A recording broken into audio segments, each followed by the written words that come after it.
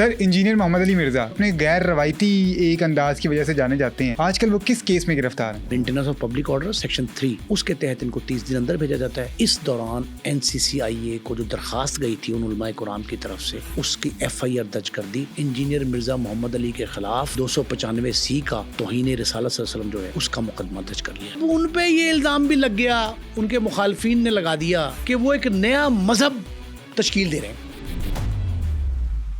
Engineer Mirza की clip है जिसमें वो कहते हैं कि जी मुझे पता होता है कि मेरी कौन सी बात जाके चुभेगी, मसाइल क्रिएट करेगी, मैं जान के उसको एडिट नहीं करवाता। क्या हम कह सकते हैं कि ये दानिस्ता तौर पे सारे मामला किए जा रहे हैं? डॉक्टर नईमी साहब ये कहते हैं, हम ये समझते हैं कि इंजीनियर मिर्जा मोहम्मद अली ने दानिस्ता ये इक़दाम किया है। इंजीनियर मिर्जा मोहम्मद अली का ये इक़दाम जो फेल उन्होंने किया वो फसाद फिल अर्ज है। अगर इसका हमने हाथ न रोका तो ये कहीं भी किसी जगह भी फसाद खड़ा कर सकता है।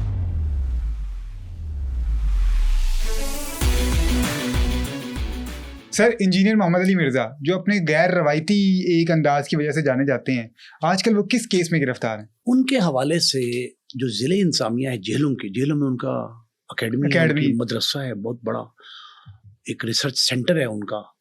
तालिब इल्म जो हैं वो इस्तिफादा करते हैं वहाँ और बड़ी तादाद में हैं। वो बोर्डिंग्स भी हैं, बोर्डर्स बहुत सारे। बिल्कुल।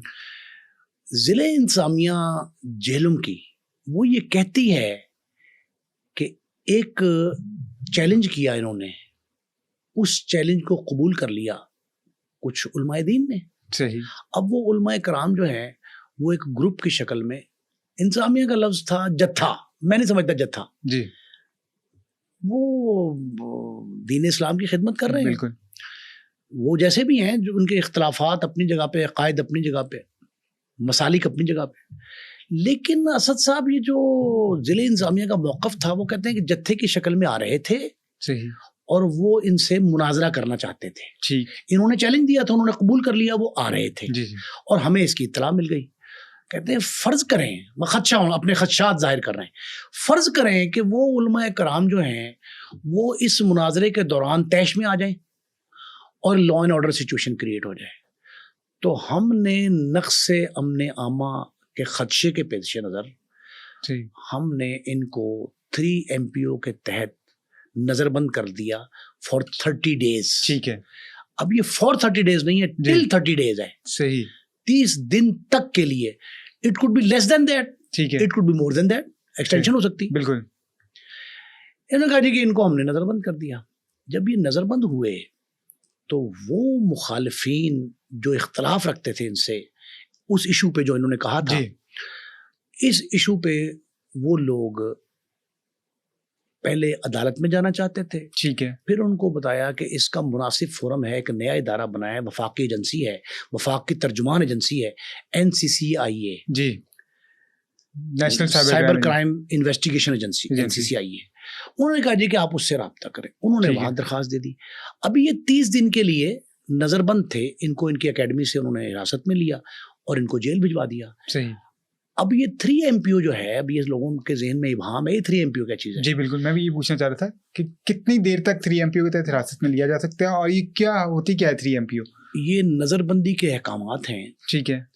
डिप्टी कमिश्नर जिसे डिस्ट्रिक्ट मजिस्ट्रेट के इख्तियारात होते हैं, वो 3 MPO के तहत और 16 MPO के तहत सही आपको नज़रबंद कर सकता है।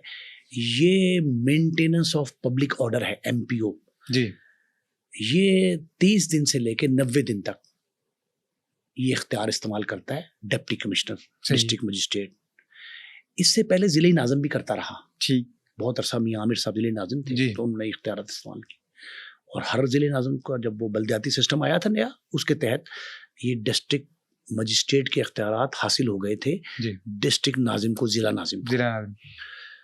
तो ये MPO की दफ़ा 3 section 3 of MPO maintenance of public order section 3 उसके तहत इनको 30 दिन अंदर भेजा जाता है। इस दौरान NCCIA को जो दरखास्त गई थी उन उलमाए कुरान की तरफ से, उन्होंने उस दरखास्त को पजीराई बख्शी और उसकी FIR दर्ज कर दी और इन इंजीनियर मिर्जा मोहम्मद अली के खिलाफ 295C का तौहीन रिसालत सल्लल्लाहु अलैहि वसल्लम जो है उसका मुकदमा दर्ज कर लिया गया। ये मुकदमा जो दर्ज हुआ तो वो टीम NCCIA के जो वहाँ मौजूद थी, उस टीम ने जाकर اس ٹیم نے جا کر جیل کے اندر ان سے تفتیش کی، ان سے معاملات کیے. صحیح. اور انہیں کہا گیا کہ پہلے آپ وہ حراست میں لیے گئے تھے ان خدشات کے پیش نظر جو علماء کرام کے وفد کے ساتھ مناظرے کے لیے آپ کے پاس آ رہے تھے، اس میں خدشہ تھا نقص امن عامہ کا، تو اس کے تحت تھے. اب ہم آپ کو باقاعدہ گرفتار کرنے آئے ہیں. کس مقدمے میں؟ 295 کا، جس میں ایک مدعی سامنے کھڑے ہیں، انہوں نے یہ آپ پہ الزام لگایا ہے. اب وہ الزام کیا تھا؟ وہ الزام یہ تھا کہ انہوں نے محمد علی مرزا انجینئر صاحب جو ہیں، انہوں نے کوئی بات کہی جو توہین رسالت کے زمرے میں آتی ہے، اس میں ریفر کیا جی مسیحی برادری کی کچھ کتب کو، کچھ حوالہ جات دیے جی جس کے بارے میں انجینئر صاحب کا موقف یہ تھا کہ یہ نقل کفر نباشد، بالکل یہ میں نے نقل کیا ہے، ریفر کیا ہے، ریفرنس دیا ہے ان کتابوں کو. ٹھیک. NCCI نے آ کے ان کی باقاعدہ گرفتاری ڈال لی. MPO 3 کے تحت جو نظر بندی 30 دن کی تھی، وہ 13-14 دن بعد ہی ان کی گرفتاری پڑ گئی ایک مقدمے میں FIR میں. صحیح. اب اس میں ریمانڈ ان کا لیا گیا، ان سے بات چیت کی گئی، وہ کتابیں ریکور کی گئیں جن کتابوں کے حوالے دیے تھے، وہ ویڈیو جو انہوں نے کی تھی شیئر جس پہ NCCI ہے. یہ سائبر کرائم بھی ہوتا ہے نا کہ آپ کوئی اپنا موقف کسی دوسرے تک رسائی کے لیے، ترسیل کے لیے استعمال کریں موبائل فون کو، کسی ایپ کو. یہ سائبر کرائم یا سوشل میڈیا پلیٹ فارم. وہ جو پلیٹ فارم ہے، وہ جو ذریعہ بنا، وہ NCCI کے حدود میں آتا ہے، دائرہ اختیار ان کا ہے. تو انہوں نے ان کو جو ہے طلب کیا، ریمانڈ لیا. اس دوران یہ جیل میں رہے. جی. ان کو اچانک ایک حکم ملتا ہے ضلع انتظامیہ کی طرف سے کہ آپ کو حافظ آباد کی جیل میں منتقل کر دیا گیا. حافظ آباد کی جیل میں، حافظ آباد کی جیل میں منتقل ہوئے تو کہا یہ گیا کہ جو خدشہ پہلے موجود تھا کہ اکیڈمی پہ خدا نہ خواستہ کوئی حملہ آور نہ ہو جائے، کوئی آپ کے، ہم نے آپ کو حفاظت خود اختیاری جو ہوتی ہے نا کہ آپ کو تحفظ فراہم کیا ہم نے، اس کے تحت آپ کو لے گئے. یہی موقف پھر اختیار کیا گیا کہ جیل سے جو ہم حافظ آباد جیل بھیج رہے ہیں، ان کی اپنی حفاظت کے پیش نظر بھیج رہے ہیں. جی. یہ وہاں چلے جاتے ہیں. اس دوران کہا یہ جاتا ہے کہ معاملات بگڑ رہے تھے، لوگ بہت تیش میں تھے، ریش تھے. تو اس دوران یہ موقف سامنے آیا کہ اسلامی نژادی کونسل جی اور متحدہ علماء بورڈ دو فورم ایسے ہیں، وفاق میں اسلامی نژادی کونسل جی فیڈرل گورنمنٹ کے تحت، اور پنجاب میں متحدہ علماء بورڈ پنجاب. بالکل. ان دونوں کا دائرہ اختیار ہے اس طرح کے معاملات میں. اب یہاں میں آپ کو ایک بات اپنے ناظرین کے، آپ کے نا، ان کی انفارمیشن کے لیے بتا رہا ہوں. پنجاب میں متحدہ علماء بورڈ کا وجود نہیں ہے اس وقت. اچھا. اس کی اثر نو تشکیل نہیں ہو پائی. ٹھیک ہے. جب آخری بار یہ کچھ 6-7-8 ماہ ہو گئے اس بات کو، اسی سال رواں میں، جو سال چل رہا ہے آج کل، اسی سال رواں کی ابتدا میں اس بورڈ کی مدت ختم ہو گئی. ٹھیک ہے. قانونی آئینی مدت وہ ختم ہو گئی. اس وقت اس بورڈ کے سربراہ تھے پروفیسر ڈاکٹر راغب نعیمی. صحیح. بہت بڑا نام ہے، بہت بڑا نام ہے. جامعہ نعیمیہ کے سربراہ ہیں، پرنسپل ہیں، اور وہ آج کل اسلامی نژادی کونسل کے بھی سربراہ ہیں. صحیح. دو عہدے ان کے پاس، متحدہ علماء بورڈ کے بھی. اور متحدہ علماء بورڈ کی جو مدت ختم ہوئی، اس کے بعد حکومت پنجاب نے اس کی ریوائیول، توسیع جو بھی کرنا تھا، اس کے لیے ایک حکم نامہ جاری کرنا تھا، جو جاری نہیں ہوا. تو ڈاکٹر راغب نعیمی صاحب سے میری بڑی طویل گفتگو ہوئی. انہوں نے کہا اس وجہ سے اس طرح کے کئی کیسز، اسی نوعیت کے کئی معاملات ابھی تک پینڈنگ ہیں، زیر التوا ہیں، اس لیے ہم جو ہے نا وہ فیصلے نہیں کر پائے. وہ یہ کہتے ہیں کہ جب یہ مدت ملازمت ختم ہو رہی تھی میری، یا مدت ان کی سربراہی کی وہ ختم ہو رہی تھی، تو میری کوشش یہ تھی کہ جو پینڈنگ کیسز ہیں وہ سارے ہزاروں کی تعداد میں تھے، بالکل اس طرح کے معاملات پہ رائے زنی کے لیے. تو وہ کہتے ہیں کہ میں نے دن رات ایک کر کے اپنی تاریخ جو تھی آخری، اس سے پہلے تمام کے تمام نمٹا دیے. لیکن جب سے یہ تشکیل نو کا حکم جاری نہیں ہوا، نوٹیفائی نہیں ہوا، اس کے بعد سے ہزاروں کیسز ایسے آ گئے. اور اگر آپ ادروائز اس کو دیکھیں جی، اگر یہ متحدہ علماء بورڈ موجود ہوتا تو لامحالہ یہ کیس جو ہے ان کا پنجاب کی سرزمین پہ تھا نا, تو یہ پہلے متحدہ علماء بورڈ کے پاس آنا تھا. ٹھیک ہے. اور میرا خیال ہے کہ انجینئر مرزا محمد علی کا معاملہ وہیں حل ہو جاتا, مقدمے کی یا ایم پی او کے تحت گرفتاری کی نوبت ہی نہیں آنی تھی. متحدہ علماء بورڈ کی تشکیل نو نہ ہونے کے باعث, توسیع نہ ہونے کے باعث, جو بھی آپ کہیں, اس کی وجہ سے یہ مرزا محمد علی کا معاملہ طول پکڑ گیا.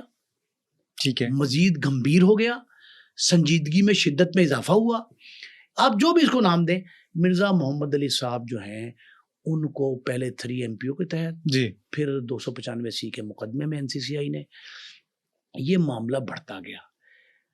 متحدہ علماء بورڈ کی عدم موجودگی میں یہ معاملہ چلا جاتا ہے وفاق میں, اسلامی نظریاتی کونسل کے پاس. اسلامی نظریاتی کونسل میں جب یہ معاملہ گیا تو ڈاکٹر صاحب سے میری جب بات ہوئی, نعیمی صاحب سے, ڈاکٹر نعیمی صاحب یہ کہتے ہیں کہ ہم نے اس پہ نشست کی, ٹھیک, طویل. اس طویل نشست کے بعد ایک فیصلہ جاری کیا جس میں یہ کہا گیا, یہ جملہ ڈاکٹر صاحب کا ہے, میں ڈی کوڈ کر رہا ہوں, جی, کہ یہ معاملہ جو انجینئر مرزا محمد علی صاحب کا ہے, یہ معاملہ توہین رسالت صلی اللہ علیہ وسلم کے زمرے میں آتا ہے. یہ اہانت نبی آخر الزمان صلی اللہ علیہ وسلم ہے, اہانت ہے, باقاعدہ پروو ہوتی ہے. میں نے ان سے کہا کہ ڈاکٹر صاحب ان کا موقف یہ ہے انجینئر صاحب کا کہ یہ نقل کفر ہے. جی, انہوں نے کہا نقل کفر کے لیے ہم نے تمام مشاہیر کے جو اہم واقعات ہیں وہ احادیث رسول صلی اللہ علیہ وسلم اور قرآنی آیات, جی, ان کا سہارا لے کر ہم اس نتیجے پہ پہنچے, پوری کونسل کے ممبران اس نتیجے پر پہنچے کہ نقل کفر کی 4-5 مشروط طور پہ آپ نقل کفر کر سکتے ہیں, لیکن اگر وہ رشد و ہدایت کے لیے ہو, جی, اصلاح کی خاطر ہو, کسی پر بیجا الزام تراشی نہ کرتا ہو. بالکل. نقل کفر آپ دل آزاری نہیں کر سکتے نقل کفر کا. جی, آپ کہتے ہیں نقل کفر کی بھی کچھ شرائط ہیں, ان کے تحت یہ نقل کفر جو ہے, یہ فارمولہ, یہ مقولہ لاگو ہوتا ہے, پرووائڈڈ کہ وہ 4-5 شرائط مکمل ہوں. وہ 4-5 شرائط سے ہٹ کے ہے, اور ہم یہ سمجھتے ہیں کہ انجینئر مرزا محمد علی نے دانستہ یہ اقدام کیا ہے جو توہین رسالت ہے, اور ہم نے یہ ورڈکٹ اسی لیے دیا. اب یہ توہین رسالت پہ یہ ورڈکٹ جو ہے وہ کس کی تجویز پہ یہ فیصلہ آیا ہے؟ NCCI جو ہمارا ادارہ ہے, national cyber crime investigation agency جو ہے وفاق کی نمائندہ, وہ لے گئے اسلامی نظریاتی کونسل میں. اسلامی نظریاتی کونسل نے متفقہ فیصلہ لکھا, اکثریت رائے کا نہیں ہے, یہ متفقہ ہے. کیا لکھا؟ یہ لکھا کہ یہ توہین رسالت کے مرتکب ہوئے. نمبر 2, جب میں نے ڈاکٹر صاحب سے بات کی, میں نے کہا ڈاکٹر صاحب یہ کیسے ثابت ہوتا ہے؟ اس نے کہا اگلا جملہ ہمارا سن لیں, اور میں اس کو اس فیصلے میں شامل کر رہا ہوں کہ یہ فساد فی الارض ہے. انجینئر مرزا محمد علی کا یہ اقدام, جو فعل انہوں نے کیا, جو ان کا رول ہے اس حوالے سے, جیسے وہ کفر کے وہ اس پہ کہتے ہیں نقل کفر ہے, وہ فساد فی الارض ہے جو مسلمانوں کو مسیحی برادری سے لڑانے کا باعث بن سکتا ہے. وہ کہتے ہیں کہ اگر آج ہم اس کا ہاتھ نہ روکے, یہ ڈاکٹر صاحب کے بقول, ڈاکٹر صاحب کے بقول کہہ رہا ہوں, اگر اس کا ہم نے ہاتھ نہ روکا تو یہ کہیں بھی کسی جگہ بھی فساد کھڑا کر سکتا ہے. ایک بات. دوسرا انہوں نے کہا کہ ہم نے اس حوالے سے مسیحی برادری کے 3 بڑے بشپ, پادری, ان سے رابطہ کیا اور ان سے کہا کہ انجینئر مرزا محمد علی نے یہ ایکٹ کیا ہے. ان کو ویڈیوز بھیجی. انہوں نے ہمیں اپنے تمام تر معاملات کا, اپنے جو مین مذہب ہے ان کا, مذہب عیسائیت جو ہے, مذہب مسیحیت جو ہے, اس مسیحی مذہب کے کتابوں سے, اکابرین کے اقوال سے, اور انجیل مقدس کی جتنی تعلیمات ہیں ان کی روشنی میں دیکھا یہ عیسائی رہنماؤں, مسیحی رہنماؤں کے بقول, اس کے مطابق ایسی کوئی چیز مذہب مسیحی میں نہیں موجود جس کا حوالہ انجینئر صاحب دے رہے ہیں.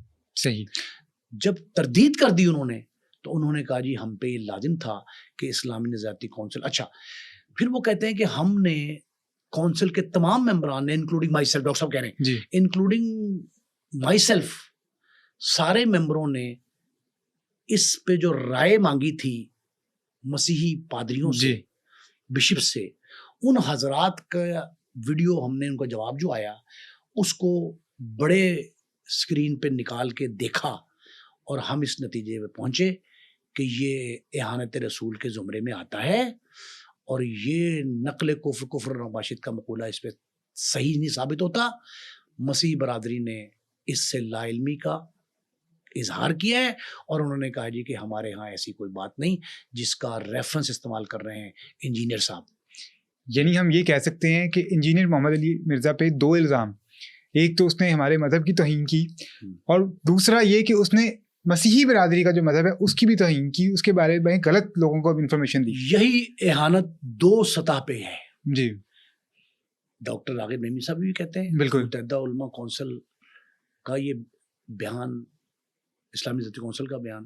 اب اس میں ایک اور بات, پنجاب میں نے آپ سے کہا تشکیل 9 نہیں ہوئی, بالکل ٹھیک ہے, ایکسٹینشن نہیں ہوئی, نوٹیفیکیشن نہیں ہوا, ایک قرآن بورڈ, جی, صوبائی پنجاب قرآن بورڈ بالکل ایک موجود ہے, یہ وہاں بھی معاملہ گیا. ٹھیک, انہوں نے بھی اسلامی نظاتی کونسل کی طرز کا ہی فیصلہ دیا, اور قرآن بورڈ کے ممبران نے, پورا بورڈ ہے, اس کے ممبران نے یہ کہا کہ یہ نقل کفر نہیں ہے, ٹھیک, یہ اہانت رسول صلی اللہ علیہ وسلم ہے.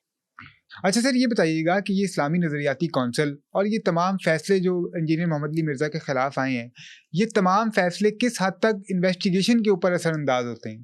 دیکھیں, یہ تو ایجنسی خود گئی تھی, اسلامی نظریاتی کونسل فورم ہی سب سے بڑا پاکستان میں ایسے معاملات جو مذہب حقہ سے متعلق ہیں, اسلامی مذہب اسلام سے متعلق ہیں, شاعر اسلام سے متعلق ہیں, تقدسات اصل میں مقدسات جو ہیں ان کے حوالے سے ہیں, اکابرین اسلام کے حوالے سے ہیں, تعلیمات اسلام کے حوالے سے ہیں, جن پہ کوئی ابہام پیدا ہو جائے یا کسی جگہ کنفیوژن ابھرتی دکھائی دے, جی, تو ان پہ سند رکھتی ہے اسلامی نظریاتی کونسل, اس پہ فیصلہ صادر کر سکتی. صحیح, اس کے پاس جاتی ہے ایک ایجنسی وفاق کی, اور ان سے کہتی ہے کہ ہمارا رہنمائی کریں.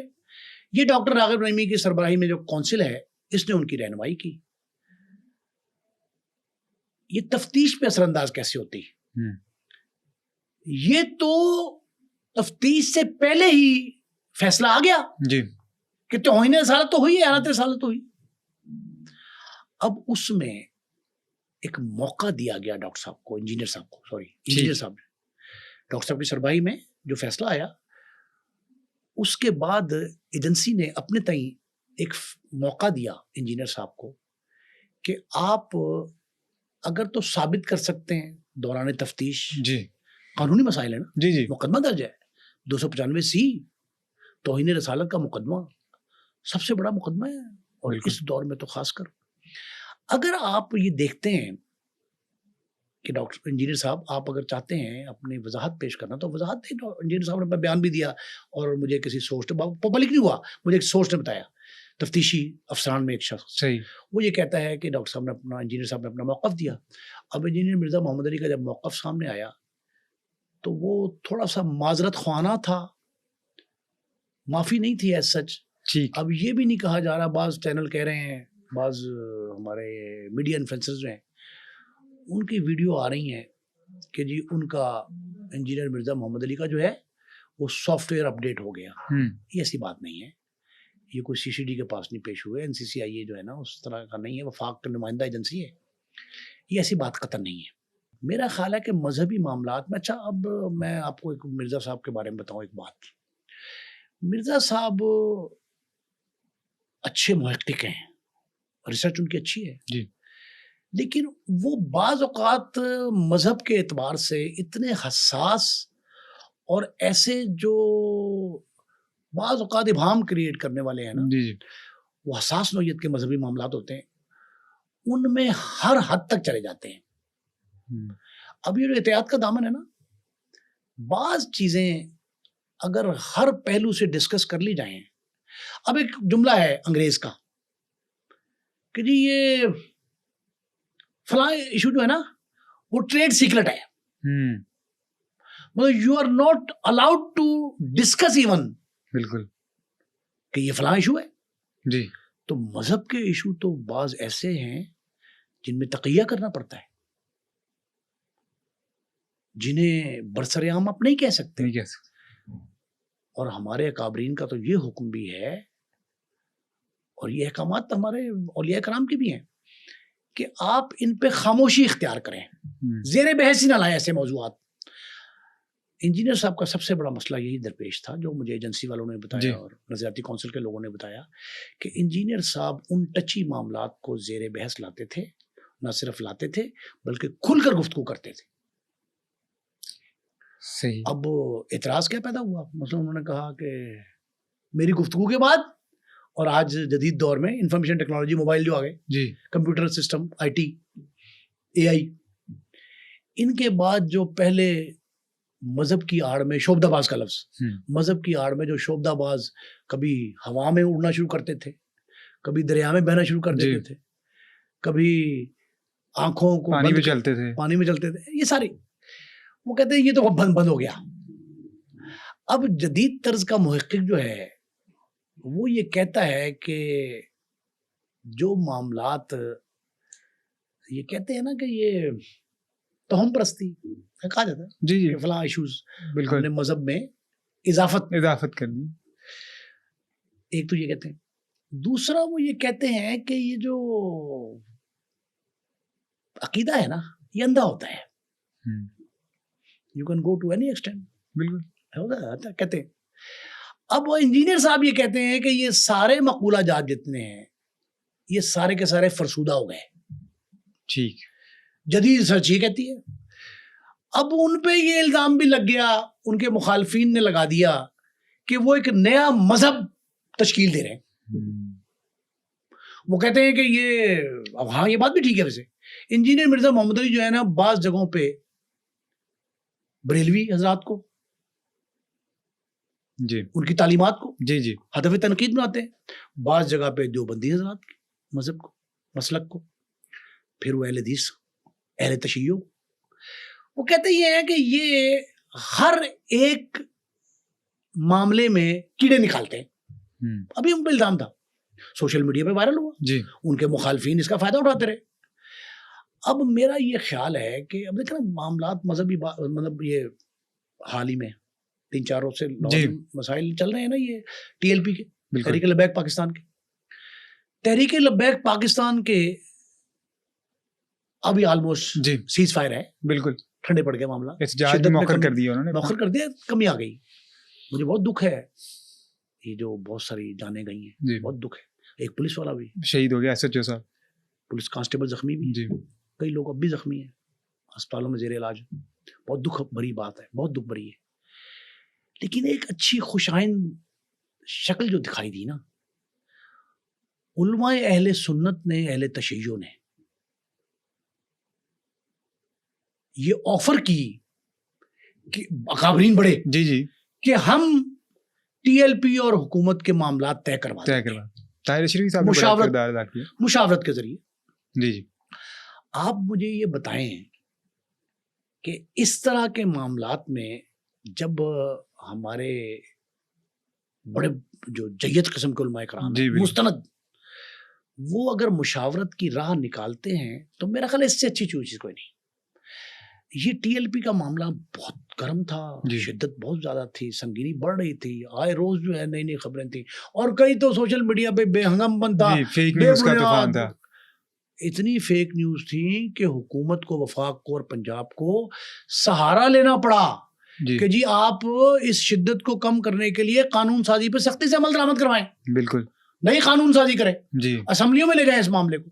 اور میرا خیال ہے کہ ڈسکس ہونا چاہیے پارلیمنٹ میں۔ یہ جو ہمارے ایوان جمہوریت ہیں، ان جمہوری ایوانوں میں یہ ڈسکس ہونا چاہیے معاملہ۔ اب ٹی ایل پی کا معاملہ جو ہے اس پہ علماء کرام نے جو مشاورت کا اندیا دیا اور پیشکش کی اس بات کی، وہ بڑا خوش آئند ہے۔ تو میرا خیال ہے کہ انجینئر مرزا محمد علی جیسے معاملات جو ہے نا، ان معاملات میں بھی ہمیں بردباری، تحمل، صبر اور اس سے بڑھ کے دانش مندی، اس کا ثبوت دینا چاہیے۔ اور اگر یہ انجینئر مرزا محمد علی کا جو معاملہ ہے، اگر یہاں جس طرح میں نے پہلے عرض کیا کہ متحدہ علماء بورڈ اگر موجود ہوتا تو یہ وہیں پہ حل ہو جاتا، اچھا ایک ہوتا ہے کہ جوش خطابت میں کوئی چیز نکل جانا، کیونکہ بہت سارے واقعات ہیں، ایک لمبی لسٹ ہے انجینئر محمد علی مرزا کے حوالے سے. ایک ہوتا ہے جوش خطابت میں کوئی چیز اگر آپ نے کہہ دی آپ بعد میں اس میں معذرت کر لیں یا کچھ، لیکن ہم نے یہ دیکھا کہ انجینئر مرزا کی ایک کلپ ہے جس میں وہ کہتے ہیں کہ جی مجھے پتہ ہوتا ہے کہ میری کون سی بات جا کے چبھے گی یا میری کون سی بات جو ہے وہ مسائل کریٹ کرے گی، میں جان کے اس کو ایڈٹ نہیں کرواتا. تو کیا ہم کہہ سکتے ہیں کہ یہ دانستہ طور پہ سارے معاملات کیے جا رہے ہیں؟ دیکھیں یہ جو ہے نا دین کا معاملہ، اس میں احتیاط بہت ضروری ہے. بالکل. تو یہ بہت ٹچی معاملات ہوتے ہیں. اب یہ بات کہنا جی کہ مجھے پتا ہے کہ میری فلاں بات جو ہے میں انتخاب بھی اس کا کر رہا ہوں، اس کا مطلب جو کسی کو چبھے جا کے. ایک جنرل مشرف کے دور میں، جنرل ضیاء الحق کے دور میں بھی بات چلی تھی، لیکن مشرف کے دور میں زیادہ عام تھی. دونوں عامر سربراہ کہتے تھے، عامر سربراہ. ان کے دور میں ایک بات چلی تھی کہ بہت ہائپ کریٹ ہو گئی دونوں مسالک کے درمیان. جی.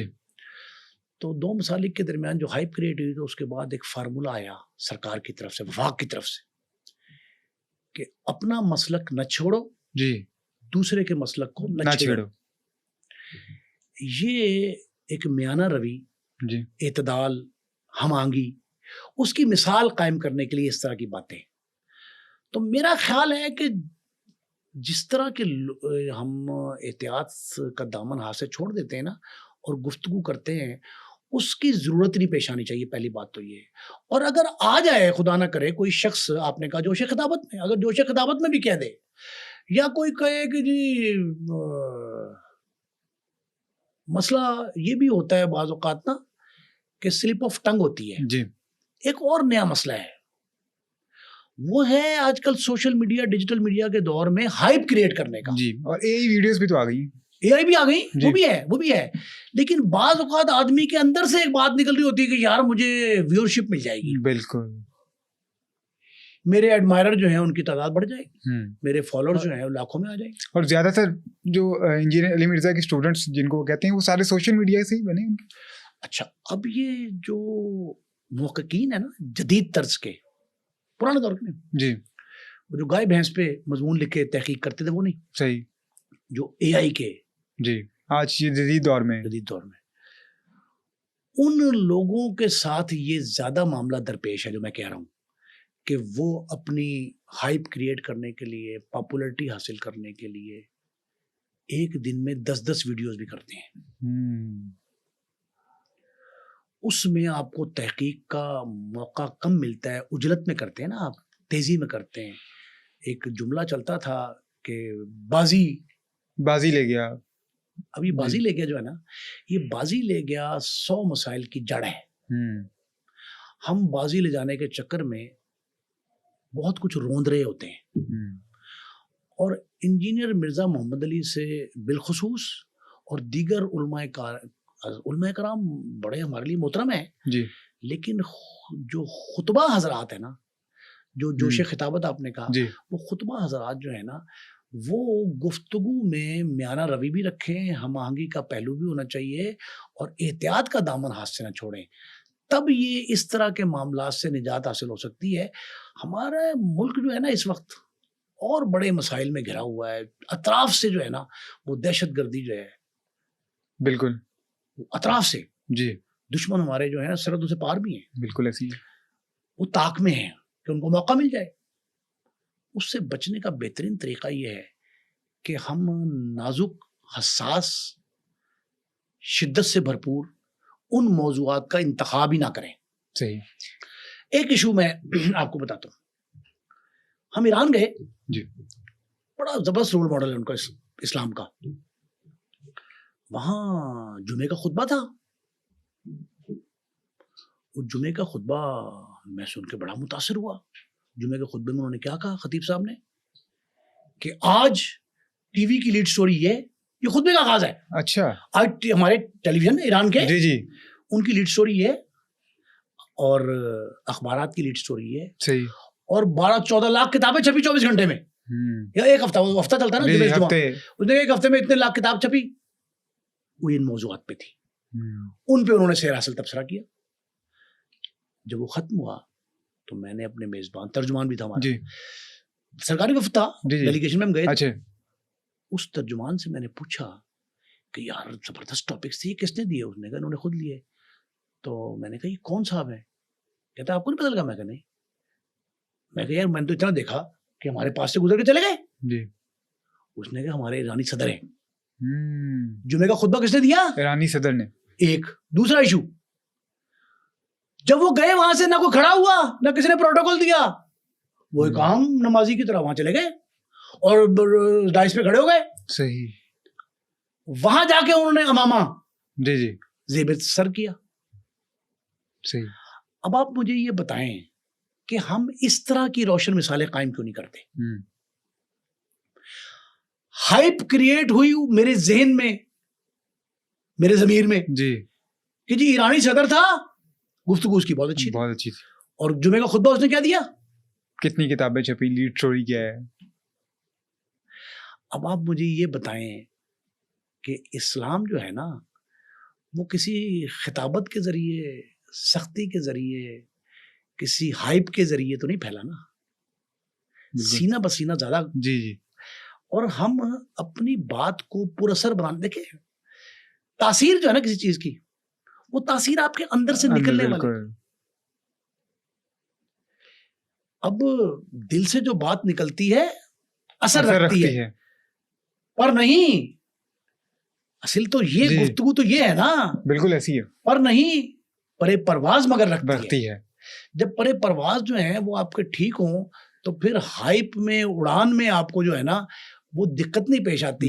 ہمیں دقت اس لیے پیش آتی ہے کہ ہم اڑان کے لیے جو ہے نا وہ کسی ایپ کا سہارا لیتے ہیں, ہم اڑان کے لیے کسی جملے کا سہارا لیتے ہیں جو جملہ ایسا ہوتا ہے کہ یار مجھے پتا ہے کہاں جا کے چبھے گا. وہ چبھنے والا جملہ نہ کہیں, اور ہم وہ جملہ کہیں جو کسی کے علاج کا, اصلاح کا, بہتری کا باعث بنے.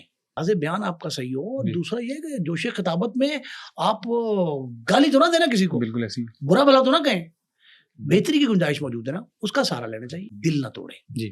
اچھا, ایک بات کی میں اگلے سوال پہ جانے سے پہلے وضاحت کر دوں کہ ہم یہاں پہ غلط یا صحیح کا تو فیصلہ کرنے نہیں بیٹھے, ہم تو فیکٹ کے اوپر بات کر رہے ہیں کہ کیس کیا ہوا, قانونی پہلو کیا ہو سکتے ہیں اس کے اوپر بات کریں. سر یہ بتائیے گا کہ اگر یہ کیس چلتا ہے اور گنہگار قرار پاتے ہیں محمد علی مرزا, تو کیا سزا ہو سکتی ہے اس کیس میں؟ میں آپ کو بات بتاؤں, یہ شاید میرا اپنا ویژن یہ ہے, اور پیش کوئی بھی سمجھ لیں اس کو, کہ یہ ٹرائل میں نہیں جائے گا کیس. ٹھیک ہے. جرح میں نہیں جائے گا, عدالتوں کی زینت نہیں بنے گا, اور نہ بننا چاہیے. صحیح. وقت کی ضرورت یہ ہے کہ ہم اس طرح کے ٹچی معاملات کو مزید متنازع نہ بنائیں. میں نے کہا کہ مشاورت کا عنصر, ٹیبل ٹاکس, بحث, ایون بحث بھی, جی یہ ہمارے علماء کرام بیٹھ کے اس کا حل نکالیں, اور یہ تاکہ کل کو کوئی نیا مرزا محمد علی جو ہے نا اس کو یہ نہ فیس کرنا پڑے, نہ ہمیں مرزا محمد علی کو فیس کرنا پڑے. تو زیادہ مناسب یہ ہے کہ یہ ضابطہ لگ بھی نہیں رہا. جی. عدالت میں جاتا نہیں لگ رہا, یہ ٹرائل کی حد تک نہیں جائے گا. میرا خیال یہ سیٹل ہو جائے گا, 50% ہو گیا, مزید 50% ٹرائل سے پہلے سیٹل ہو جائے گا. لیکن اس کے لیے علماء کرام کو میدان عمل میں آنا چاہیے. اسلامی ذاتی کونسل, قرآن بورڈ, جتنے ہمارے اسلامی تعلیمات کے ادارے ہیں, ایون جہید علماء کرام ہیں, مفتی صاحبان ہمارے جو ہیں, مفتی اعظم پاکستان تقی عثمانی صاحب ہیں وہاں کراچی میں, وہ ہیں, اور بڑے بڑے نامور لوگ ہمارے پاس موجود ہیں, وہ نابغہ روزگار شخصیات ہیں. ان سے ہمیں فائدہ اٹھانا چاہیے, اور اس کیس کے جلد از جلد خاتمے کے لیے جتنی کوشش ہو سکتی کریں. اور دوسری جانب جو ہے ان سے ریکویسٹ بھی ہماری یہی ہے کہ مرزا محمد علی انجینئر صاحب جو ہیں وہ بھی اپنے معاملات جو ہیں وہ مذہب کے جو حساس نوعیت کے ہیں نا, متنازع نوعیت کے, ان کو موضوع بحث نہ بنائیں. جب وہ نہیں بنائیں گے تو میرا خیال ہے کہ راہ خود ہی ٹھیک ہو جائے گی. اور جب یہ میں نے آپ کو بتایا کہ احساس ہو جائے گا, اور احساس سے پبلک آگاہ بھی ہو جائے گی, عدالتوں تک بھی پہنچ جائے گا, NCCIA جو ہے وہ بھی اس سے باخبر ہوگی. سر بہت شکریہ آپ کے ٹائم کا. ناظرین, یہ تھا آج کا پوڈ کاسٹ. مجھے دیجیے اجازت. اللہ حافظ.